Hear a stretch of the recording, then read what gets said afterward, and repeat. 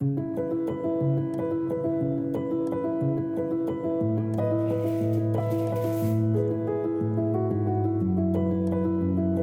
primers anys d'assistència era informar i orientar.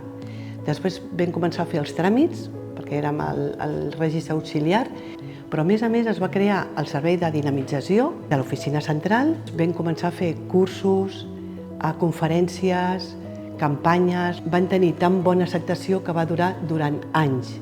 Clar, va ser com un projecte pilot, no? Perquè fins i tot jo quan vaig començar a treballar, l'any 91, exactament no sabíem per què servien i què s'havia de fer en aquestes oficines. No? Clar, era un grup molt petit de gent, una mica ens coneixem tots, n'hi havia molt poques d'oficines aleshores. Era completament nou, era una cosa completament nova. No? Les oficines es creen amb una finalitat molt clara, que és aproximar l'administració al ciutadà. Quan vam inaugurar aquí a Blanes, la dificultat era que no es coneixien aquestes oficines. A Barcelona ja n'hi havia. Es va tenir que fer tot un treball de contactar amb les entitats, de treballar amb els agents socials del territori per clarificar quines eren les nostres competències i de que veníem a sumar. Va ser una acceptació molt bona.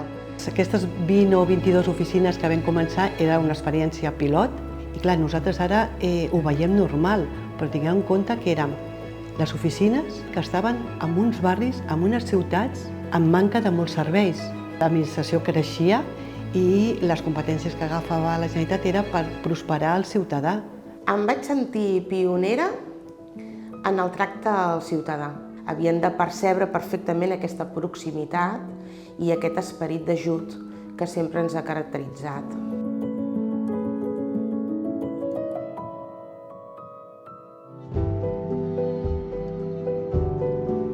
Les oficines són estratègiques pel departament perquè ja fa ara 40 anys que, distribuïdes arreu del territori, garanteixen elements de cohesió social bàsics.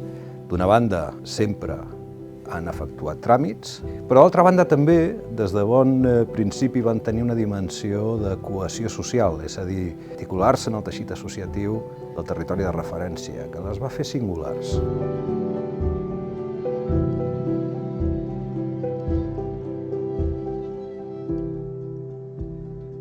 Vam començar a cada oficina, per exemple, amb una màquina d'escriure electrònica. Després hi havia el manual, que carinyosament li dèiem el PTT, però era un manual on teníem tota la informació.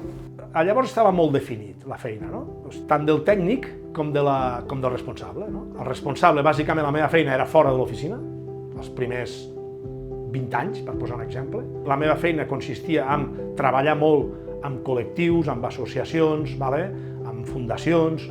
Estàvem ocupant un espai que no hi havia ningú que l'hagués ocupat fins ara, com a mínim aquí a la comarca. Nosaltres teníem un ordinador, recordo un ordinador amb un escut de la Generalitat, aquest amb creuetes verdes, i la veritat és que era poc funcional aquell ordinador perquè no estàvem en xarxa en la majoria de les coses. Encara que no estiguessin connectats a través de xarxa com és ara, que evidentment ho estem i molt, mai ens vam sentir sols. A través del telèfon estàvem permanentment connectats amb Central i Central sempre ens donava el suport que necessitàvem.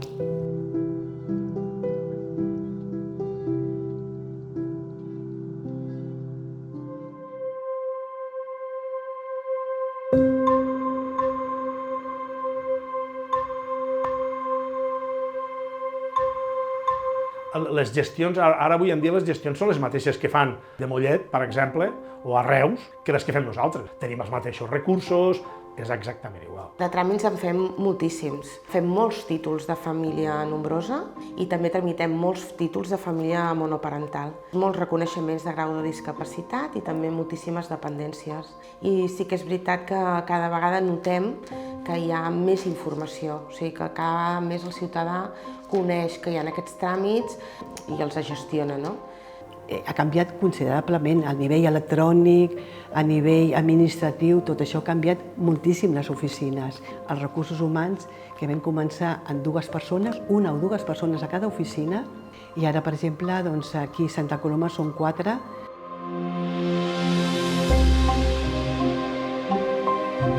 El que cal posar de relleu aquí i donar la importància que es mereix és que les 68 oficines actualment en funcionament són una experiència inestimable en aquest nou futur model d'oficines.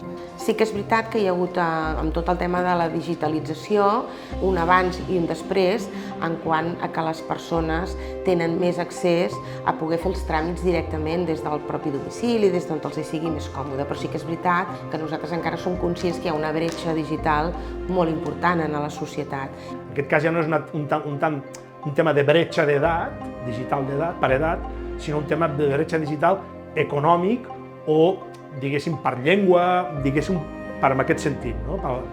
Pel tema del migrant, bàsicament.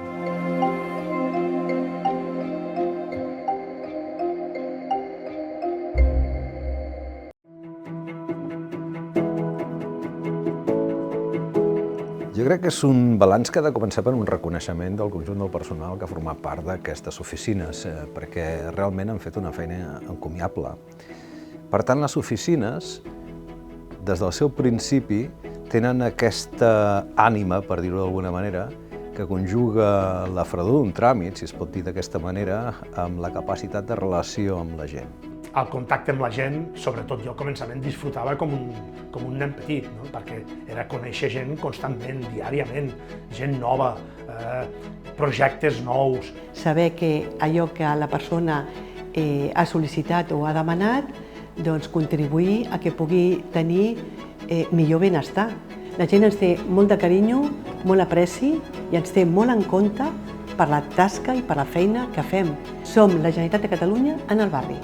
T'ha d'agradar el contacte amb la gent, que encara que passin anys, això no et mermi ni una mica d'il·lusió, perquè aquella persona que ve, que potser és la primera vegada que ve a l'oficina, té que trobar la mateixa Susana que va trobar l'any 91, quan vaig començar, amb la mateixa il·lusió i amb el mateix esperit de servei.